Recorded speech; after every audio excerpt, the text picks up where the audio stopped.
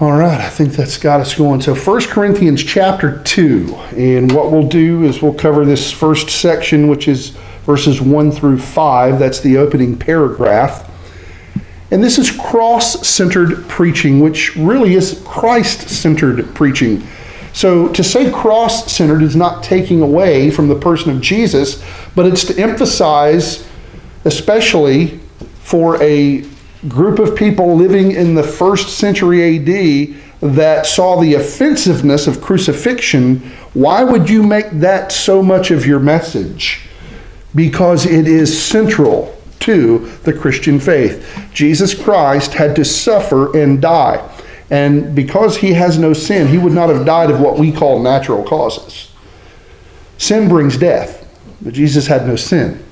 He had to be executed, and the cross was necessary. The Old Testament talks about they will look upon the one whom they have pierced. The cross is absolutely essential. And it is Jesus who hangs on it that Paul is emphasizing. Before we get into these verses, I want to ask, and I hope that you'll respond. I'm not trying to embarrass anyone or to quiz you, but I want you to consider, how does God grow his church? Think about the New Testament pattern. How did God grow his church? I've already used the word tonight. Evangelize. Is that the only way? Well, I mean, in a sense, yes, because you have new birth, new life. But there are times when people move from an area to another area, and you hope that what you're dealing with there is that it's not just, well, I was a member there for 2 months and there for 2 months. Barring some very weird circumstance, you would begin to wonder, why is that? But evangelism, that is a primary means by which God grows his church. And it seems like evangelism is one of the least done things in the church. And I'm speaking of myself too. I will say this, and someone might chastise me and I'll receive it, but there are times when I've heard what I would consider hokey gospel presentations. But then I thought, well, better to have a hokey gospel that's legitimate, rather a hokey one than not one at all. I think that it was Dwight L. Moody who had a lady approach him and said, Dr. Moody, I don't like your way that you evangelize. And he asked her, well, how do you evangelize? She said, well, I don't. He said, well, I like my way of doing it better than your way of not doing it. But I think sometimes we just assume that the church is just going to magically grow when God says, I will grow it by these means. Now, you can attract a crowd and have more numbers without actually growing. But evangelism is a primary means. And Paul is preaching in this, actually he's responding in this letter. This first major section from chapter 1 verse 10 through chapter 6 verse 20 is dealing with issues and problems in the Corinthian congregation. And when we get to chapter 7, Paul will begin to address issues that they have asked him about. There had been correspondence between one another previously. And remember, it's been about 3 years that the church has been planted. Paul had lived there for the first 18 months of it. But he's been gone and some serious problems have already risen up. So let's look at verses 1 through 5 of 1 Corinthians 2. And when I came to you, brothers, and I, when I came to you, brothers, did not come proclaiming to you the testimony of God with lofty speech or wisdom. For I decided to know nothing among you except Jesus Christ and him crucified. And I was with you in weakness and in fear and much trembling. My speech and my message were not in plausible words of wisdom, but in demonstration of the Spirit and of power, so that your faith might not rest in the wisdom of men, but in the power of God. So in verse 1, we have a brilliant man. Paul was an intellectual heavyweight, and he would have been known as such. And that's okay. You don't have to be, quote, pardon this, stupid for Jesus. There have been seasons in our nation where people have basically acted as if we don't need no learning. But you do. That doesn't mean that everyone needs to be college educated or seminary educated, but we should be wanting to grow in our knowledge of the things of God and the Word of God. Not to impress others, but to know what He says. He wrote it down that we would know it. His preaching at Corinth was centered on a person, Jesus Christ. And Paul was not inflating himself and marveling at his own intellect. He even says, I didn't come to you proclaiming the testimony of God with lofty speech or wisdom. Now, he's not anti-intellectual, so please don't go down that road. But he understood that it is not his or others' intellect that will bring anyone to God. It's not your lack of intellect that will bring anyone to God. You are going to know Christians who know more than you. Okay. I have heard some Christian apologists where I've said, Lord, I don't think I'll ever be to the place where I could respond as coherently and on my feet like they do it. And I'm okay with that. Not that I don't want to learn how to be better at engaging with people, but they're not the metric by which I am measured. And I'm trying to grow in my own self and in my own intellect and knowledge so that God will use me in the ways that He has for me. But I think sometimes we compare ourselves to others and get immediately discouraged because, well, I'll never be that, or I'll never be good at that. Just stop doing that. If that's been a battle, I know, just turn the switch, right? Flip the switch. One of the things that Paul was dealing with in the Corinthian church and other churches was that these Gentiles were very easily caught up by prolific, eloquent speakers. They loved rhetoric. And if you were somebody that could hold the attention of an audience, you were someone that would be of note. I remember when I was first starting in radio, I heard this guy, and I remember thinking, that's not right. But I also remember thinking, I'm 19 years old, and he'll beat me up if I say anything. But he said, Darrell, and I won't tell you who he was, but he was a DJ there at 106, and of course, this is classic rock radio. It's not Christian radio. And he said, it's not what you say that matters. It's how you say it. And I'm sitting there listening, and I'm like, man, his voice is really good. But that was stupid. But I was like, okay. I just went, all right, thanks. He was very impressed with himself. Very, very impressed with himself. There's a lot of ego in radio, and I don't know why, because at that time you didn't know what DJs often looked like, and just let me tell you, there's a reason why we were on radio and not television. But he had this great voice, and we have Dale Mitchell here, and he's still in radio, and when Dale does scripture reading, all right, admit it. You're like, just let Dale keep going, Darrell. I'm that way too. One day, April and I, we were driving somewhere, and Dale had texted me, and I called him. He was, hello, Darrell. And April and I, when I got off the phone, it was on speaker. We're like, man, we could just listen to Dale. He's got that great booming voice, and that's okay. By the way, if you're a very good speaker with a booming voice, that's fine. But Paul is putting something forth here. Corinthians, you are easily manipulated and easily caught up by those who are gifted speakers, regardless of what their message is. When I came to you, I didn't fit that bill.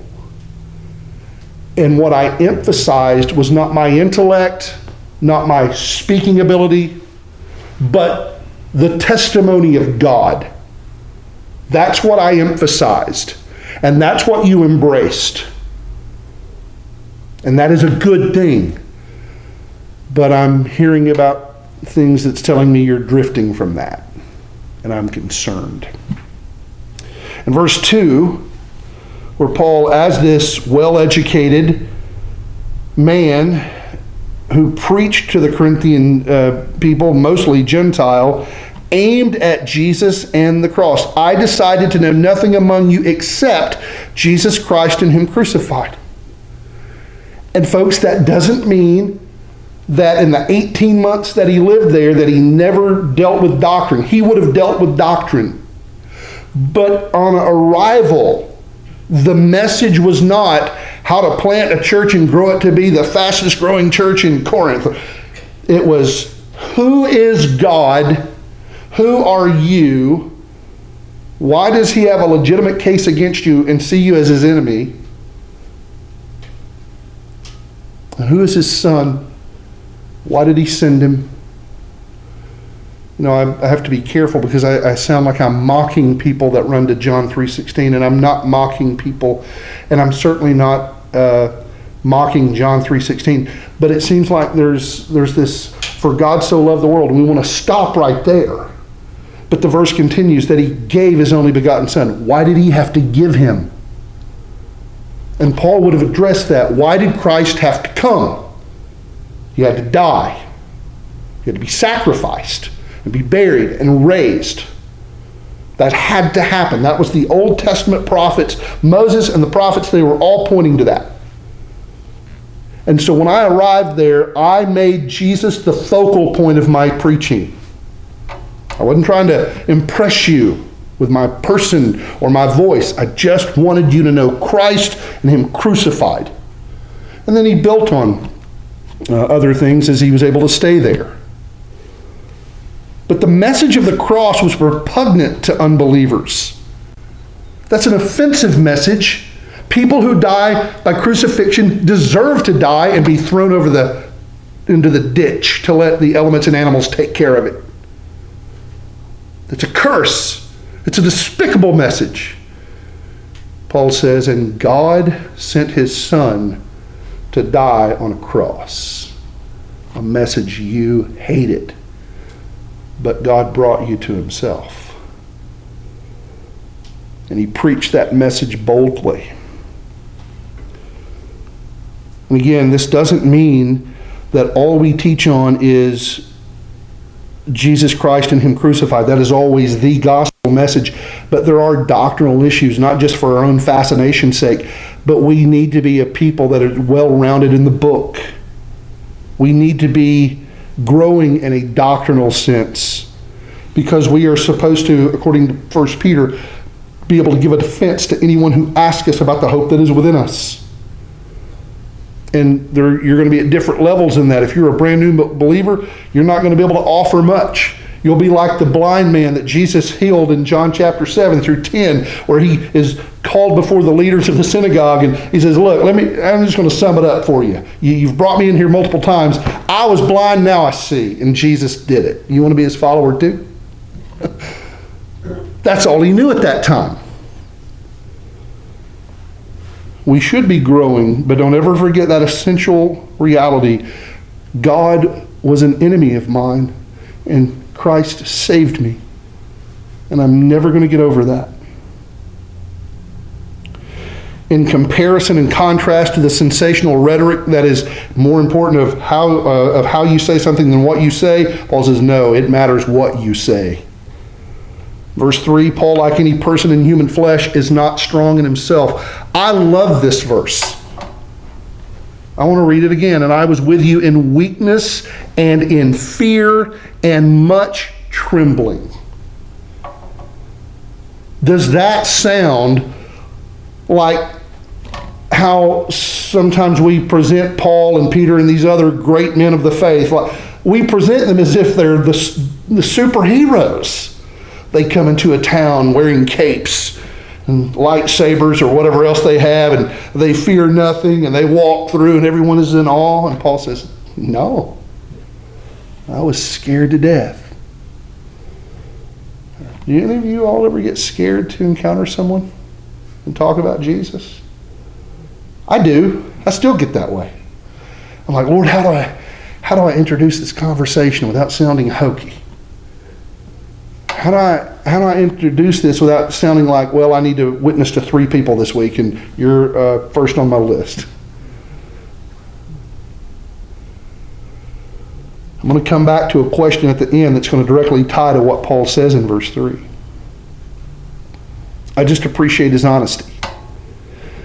where the Corinthians would say, man, you're supposed to be somebody and you can hold the attention of large crowds. Paul says, I was a scared man in much trembling, but I preached Jesus Christ and Him crucified. A message that I knew people would laugh at and scoff at, but I preached that, and it's what I'm still doing. Paul didn't picture himself as this spiritual giant that we sometimes have pictured him to be. He's a man. He's a fellow sinner, redeemed, but still struggling. I think Romans 7 adequately deals with that. I know there's a debate on whether Paul was writing Romans 7, the things I want to do, I don't do, and the things I don't want to do, I end up doing. Well, he was talking about when he was an unbeliever. I have been in that camp, but I am in the camp now thinking, he's talking about as a believer. And if you're not in my camp, then you're not my friend, because you have to think, no. There are godly people who would differ with me on that. But I'm just saying that Paul was not this superhero that was untouched by life. He knew what it was to be scared. He knew what it was to say, God, I'm so tired of sin, my own sin. Verse 4, he was literate and able to communicate, but he didn't want people going, man, that Paul, what a preacher. What an orator. Oh, wow, I can't wait. When is he speaking again? I've got to invite everybody. And I don't care what he says. I just want to hear him. That's not Paul. I'll give you a little test. And this is not to be mean-spirited. What if John MacArthur, who I admire a lot, had agreed to come to Grace Fellowship on Wednesday, October 30th, 2024, and we had made that announcement over Moody Radio? Do you think there would be more people here? Why are y'all laughing? I'm not going to be offended by it. I'm not John MacArthur. Probably. I don't think we would have room. And look, I'm not, you're going to hurt my feelings. No. But why would they do that? Now, I'm of one, well, I like to hear MacArthur. He's going to give us a doctrinally sound message. But some of it, not of his own doing, would be, hey, he's John MacArthur. You could put Chuck Swindoll in there, or Alistair Begg, someone. People run to that. And again, I want them to run to the guys like that who are going to preach a solid message. But then you've got guys that aren't very doctrinally sound, but they can attract a crowd. And Paul is saying, I didn't come to impress anyone. I came because God sent me on a mission, and I came to make Christ known.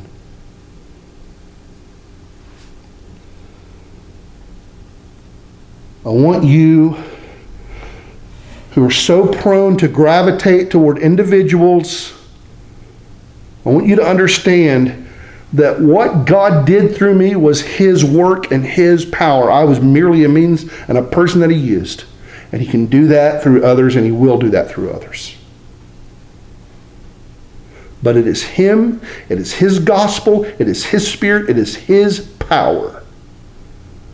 So don't leave this place going, oh, what a fantastic speaker, what a great man. Leave this place going, what a great Savior. What a great God and King. That is the drive of the preacher's heart, I think, or it should be. And we are always at our best when we are enamored with Him, yielding to Him, following Him. Verse 5, and then I'm going to give a couple of questions. Paul did not want these believers to rest in their own wisdom or their own selves. Rather, he pushes them to embrace what is true, and that the power that is in them is from God and not something they worked up. Do you remember that scene in Acts chapter 8? Then Jesus, before He left this world, after His resurrection, but there at His ascension, he said, look, you're going to go to Jerusalem, then Judea, that's the region, then to Samaria, and then the other parts of the world. Well, when you get to Acts chapter 8, God sends Philip to Samaria. There's a guy by the name of Simon the magician who's there, who it's written that he believed and was baptized. I don't think he actually believed. That's my theological take. Because when he asked to purchase the power of God, when he sees the miracle working power, he wants to purchase it. And Peter says, to destruction with you and your money. You can't buy this. Repent. And he won't do it. He says, well, you pray for me. Do not think that you can work this up, get it on your own, and certainly don't think that if you've convinced yourself that you've done that, that now you're going out there to be somebody to get a crowd. Don't do that. The power of God will be used in very often the weakest of people, the most unimpressive of people, so that God gets the glory, and he's worthy of that.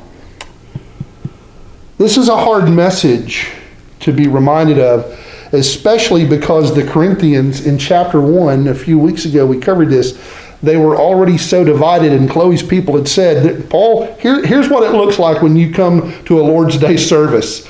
I'm noticing some groups. Yeah, that's Cephas's group. That's Apollos' group. Oh, that's your group, Paul. And oh, there's the Christ group. They think they've got it all together the best. They don't seem to like each other. Well, they're proud. They're proud. Already. You've been going 18 months and they're already this bad. Pride came in. I mean, it just came back up. That's what happened. They forgot who bought them. And we can be guilty of doing the same thing. And folks, it's a bad place to go. And I say this to my students in seminary, and I say it here, and I say it at other churches I preach at. Commit Acts chapter 20, verse 28 to your memory, where Paul, talking to the Ephesian elders for that final time, says to them, shepherd the flock of God, which he purchased with his own blood. Who does the church belong to? God. And Paul says, God bought it with his own blood. Well, the Father doesn't bleed, the Son does. So yeah, that's a Trinitarian verse. The church belongs to him, and it always will. We are never owners, we are stewards. God has entrusted us with a stewardship. And the second that we step beyond that, we are in dangerous waters. We are in very dangerous waters. And this church is a living example of that. He loved them, but most of this letter is corrective. Now I want to do a couple of questions here. How does hearing Paul's description of himself, specifically in verse 3, I was with you in weakness and in fear and much trembling, how does that description encourage you with regard to evangelizing? Oh, yeah, what? How should it encourage you? If Paul felt weak, for goodness sake. No, Stephanie, he's the great apostle Paul, and I'm not mocking and Paul. He was fearful.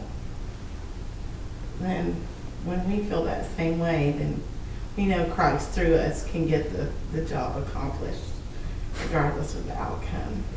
Well, I'm no Paul. Paul would agree, and he would say, you're much better. According to tradition, Paul was not an impressive-looking man. I've heard a story about how he was short and bow-legged. I don't know where that came from, the bow-legged part. But from what we know, he was not an impressive-looking man. Jesus, according to Isaiah 53, was not impressive. He was just very normal-looking.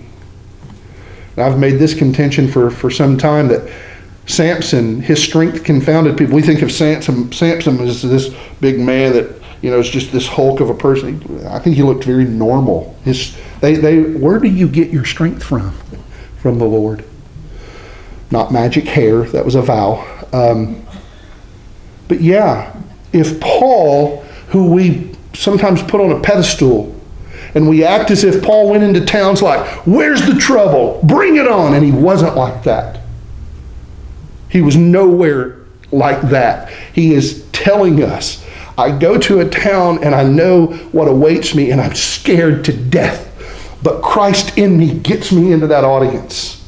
And Christ in me has me proclaim this glorious news. And I get treated very roughly or very cruelly by some. I don't know if roughly would be the right word.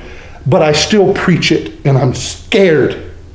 But it is the power of God, not the power of Paul.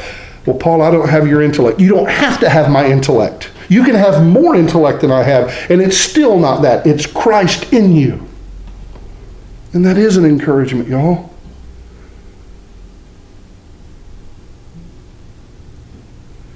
We have the best news ever. And April can tell you, family members where you're trying desperately as you see them getting older and their health is in decline, and you know that they don't know Jesus, and you're trying. You're like, God, what can I say? God, what's the magic word? And then you just go, well, Lord, I'm going to just open my mouth, and you do, and there's this resistance, and it may not be mean-spirited, but it's just this, I'm not interested. And that happens. Well, don't give up. And also remember this. God has other people too.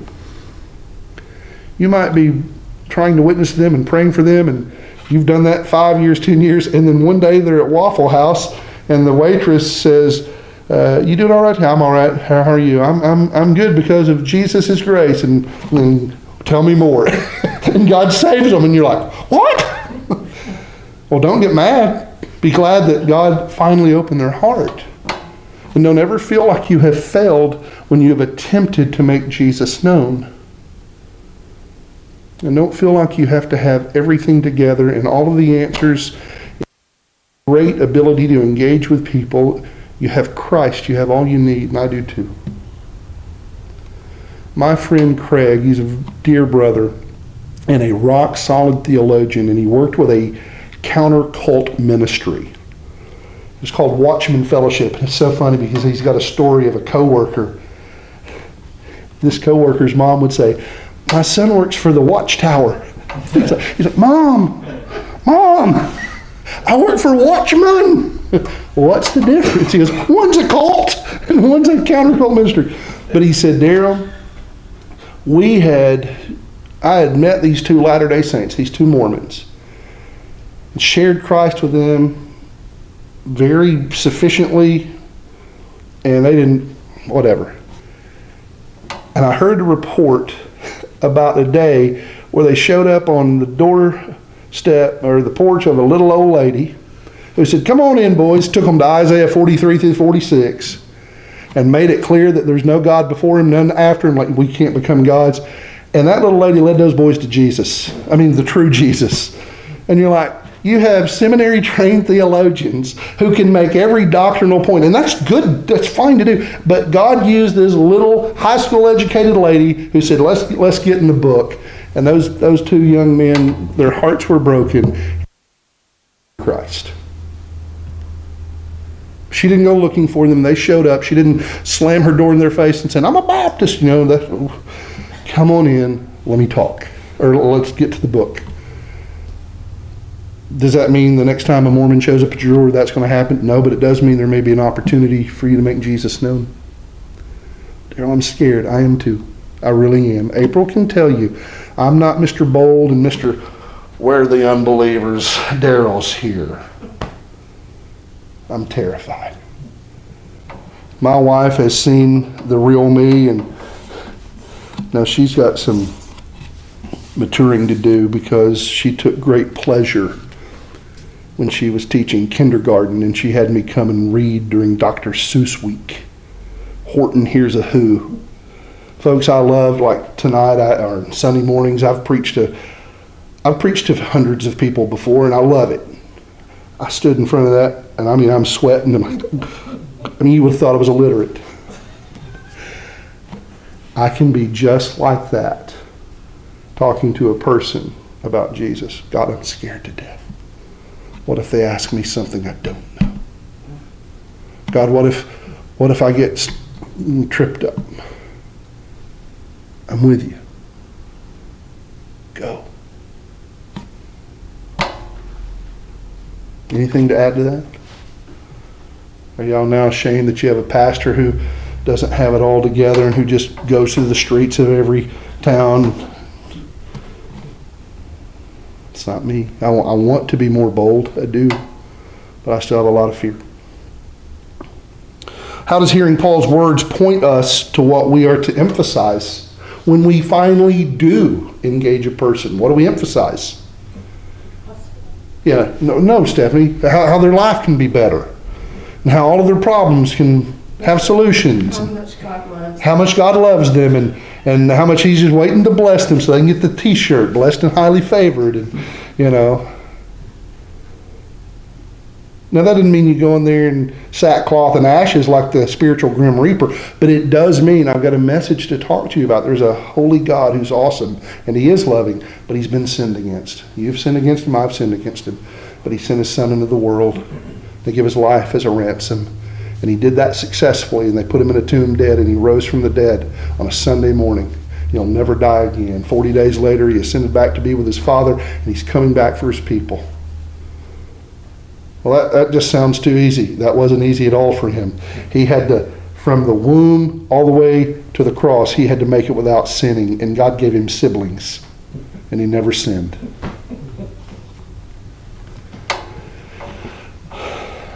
And I'm preaching this to me as much as you. I think that there are more people out there that are actually willing to listen if we would take the first step. I do. To be sure, there will be those who are like, oh gosh, buddy, preach your message somewhere else. But I think that there are people who are like, I'm all ears. I'll give you an example to go to in Acts 17. You don't have to do it right now. When Paul preached at Mars Hill there in Athens, that's where he saw the city full of idols, and he says, I see one to an unknown God. Let me tell you about that God. He created us. And then Paul ends his message because they basically boo him off the stage. He goes, He sent His Son to die on a cross, and God raised Him from the dead. And they're like, get out of here, you idle babbler. And it says at the end of that section, but there were some who said, we want to hear more. I don't know who that person is or those people are for us, but they're out there. They are out there. So, questions? Comments? What do you think about biblically where it goes when people, I've heard a lot in my Christ life about living out the gospel, quote, living out the gospel, and that takes time to live out the gospel, and that's how they evangelize, right? Okay. They live it out. They live out the Christ life. I did. Well, there is a famous quote that actually we don't know was ever said. It's usually attributed to Saint Francis of Assisi. Preach the gospel and when necessary, use words. We don't know that there was ever such a quote, and if there was, he would be incorrect.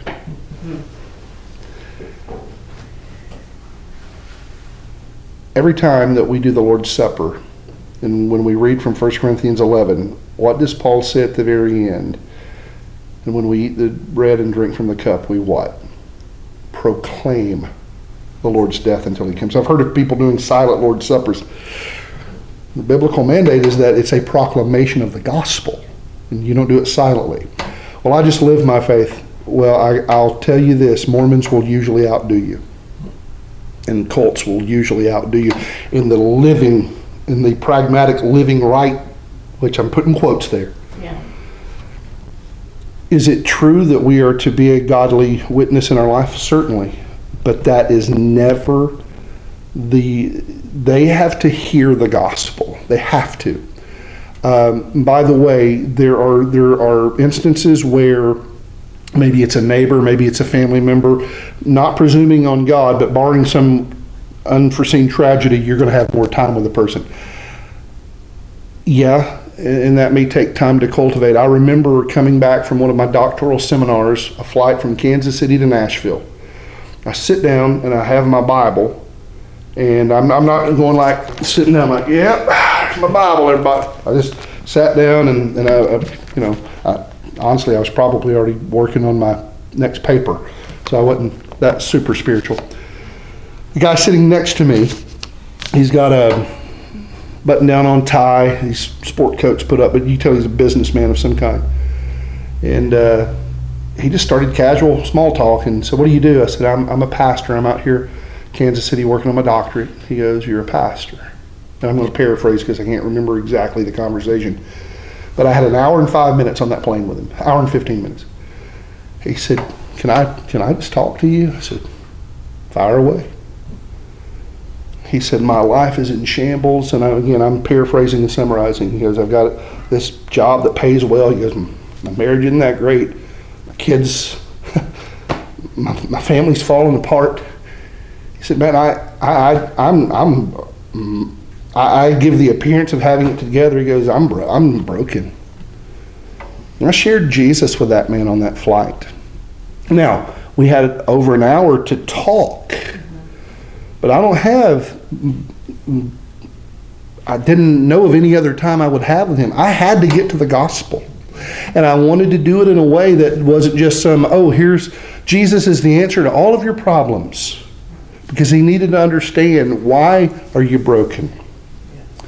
And I did. I was able to share Christ with him. You have to be ready for those instances of, you got one shot here. And here maybe you have more time. Just don't put yourself in a box that says, well, before I share the gospel, I've got to spend 3 months talking. Don't do that. Don't do that. Do this. God, I'm here. I'm ready. I'm scared to death. It's Christ in me. Give me boldness and help me to make your son known, not in some salesman type way. And Lord, if that means over time. If it's in the next 10-minute conversation, in the next 10-minute conversation. I just think that's a far better way to go than, I just live my faith. Living your faith without proclaiming it, I think is unbiblical, actually. I really do. I think it's prideful because you're saying, look at me, I'm living the gospel. Yeah. And if you make a mistake, they're going to look. Yeah. And then, but others can come along and say, no, I go to church. I went 3 times this Sunday. How many did you? Oh, I only went twice. I mean, you and then do. Do something stupid, you go, what is that? And when you fall, and it's not that it doesn't matter what people think of you. But without ego and narcissism, you want to be a true example of a person that Christ has saved. But I do sometimes think that that's an excuse to say, look, I'm not going to talk to anybody about it. I'm just going to live it. You have to talk. You have to. But how do you know when that time, How do you know? there's a lot of times where, Let me ask you this. You can't necessarily go on feelings of the Holy Spirit because, that's getting into, the woo-woo churches. Well, but okay. I don't know. I'm just asking out of. Okay, Galatians 5, Paul talks about the fruit of the Spirit in contrast to the deeds of the flesh. Right. Walk by the Spirit. You will not carry out the desires of the flesh. But there's this pattern of walking by the Spirit. And Paul says, here's how you know. This will be the evident fruit. So ask yourself that. Again, not in some competition like, Lord, am I seeing fruit of the Spirit? Yes, I still see deeds of the flesh. I hate that. But I am seeing fruit of the Spirit in my life. I'm walking by the Spirit. I'm in your word. I think you're more in tune with the Lord. I really do. And it's not some mystical thing. Be careful about saying, God told me. Hold on. Because are you saying he told you something audibly? Yeah. Well, does it match what the Bible says? Yeah. Well, then it's unnecessary. And if it doesn't, it's wrong. So be careful about that. I'm going to give you one of those touchy-feely examples from my own life that's a mark of shame for me. A neighbor of ours growing up, a man that I don't even remember ever really talking to. I was mowing my sister's yard. And that man just came over and said, hey, Darrell. And I was like, hey, and I won't say his name, Rhonda would know him. I'm serious. I think this was the one and only conversation I ever had with the man. And I just sensed a prodding of the Spirit of God to share the gospel, and I didn't do it. I didn't do it. He died that week. Am I saying that if he's in hell it is my fault? No. Am I saying that if I had shared the gospel that he would have believed? I don't know that either. But without being mystical, I really had a strong sense. I'm studying the Word, I'm praying, walking by the Spirit, and in that moment I said, no, And I made the emphasis getting back to mowing instead of having an uncomfortable conversation. I regret that. I hate that, actually. It was several years ago. And no, I didn't hear an audible voice, but I knew. I just knew. Make Christ known to him, and I didn't do it. I didn't. I failed. I hate it. I still think about that. There have been moments where it was just where the door was open. I remember that person saying to me, this was in Whitwell, and I had gone to a little restaurant. There weren't many options to choose from.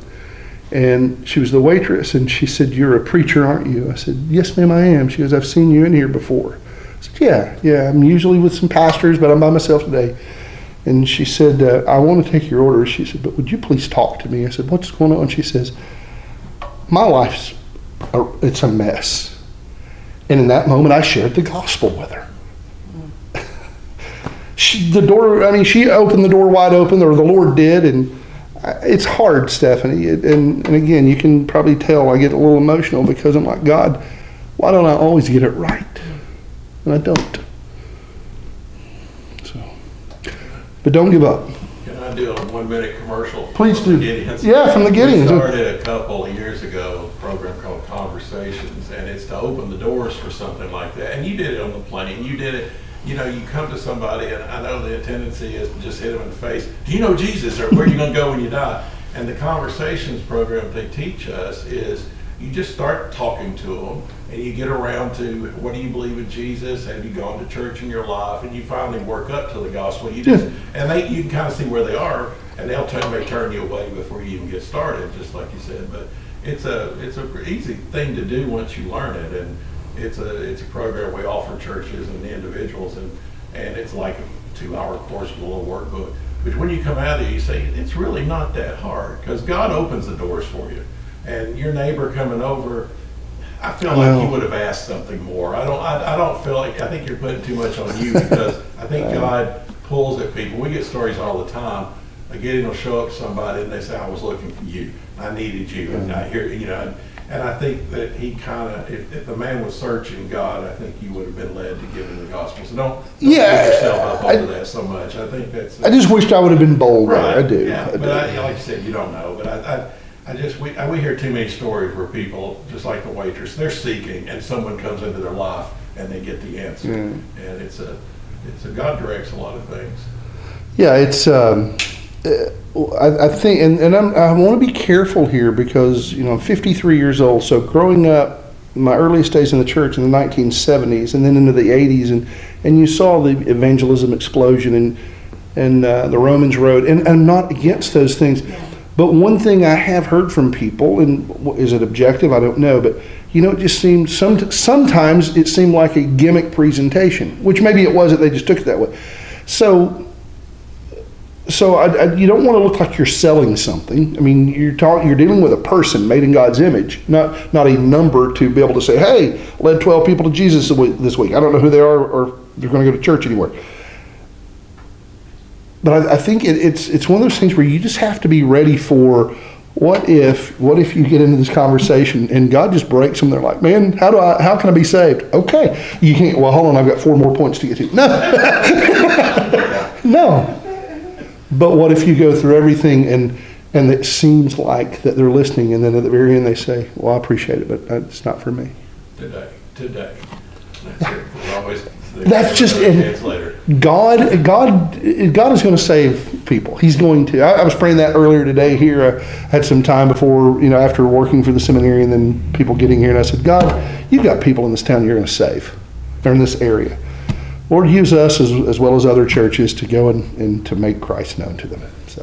Well, one of the things they did teach us in the conversation program is that it usually takes at least 7 times. That's a sales pitch too. For somebody to take that in. And you don't know if you're the first or the 6th or the 7th. Yeah. So if they say, "Well, you know, that's nice, but that's not for me. Pray for them. Yeah. Pray for them. Right, number 7, hurry up. And I'll wrap up. I know we're getting close to time for we're not dictated by video, but I'll give you this with the man on the airplane. He didn't have a sign on that said, "Please, someone tell me where I can find hope." There were no indications that this man was looking for that. And what I saw in him presented was a man who's going places. And it looked like he had done well, and he wasn't bragging. He said, "I've done well." Why is he not in first class? Because it was a direct flight from KC to Nashville on Southwest. So, but he'd done well. It was simply an opportunity where the person who sat next to him got out of a doctoral seminar earlier that day and was going over some of the content from the class that I was going to have to work on later. And the Lord used that where he looks and sees he's got a Bible. The man knew what a Bible was. He wasn't a religious man. And for him, that's all it was like, I don't know, the night before, did he read a Gideon Bible in his hotel room? I don't know. He never said any of that. But whatever the reason, what do you do? And that opened the door. It did. You know, April can tell you when we travel, and I know I should be more spiritual than this, but when we travel, I wear a Tennessee shirt or Tennessee hat. Now, it's always better when we've won the games. But that hat has, I'm telling y'all, and usually not, but it has opened conversations with people. It's funny how something like that. But there are times when you get on a plane or if you're somewhere and you've got the Bible or a good Christian book, not one of the goofy ones, you just never know what someone might do. Or it may be Bart, you carry yourself differently than I do. Just be ready. Be in the Word. Walk by the Spirit. I know it sounds, that's like I'm just making it simple, but be in the Word, walk by the Spirit, and watch God do the work, and be ready. Be ready. Yeah. T's not Tennessee, that's testimony. Yeah. The Lord's favorite color is Tennessee orange. So.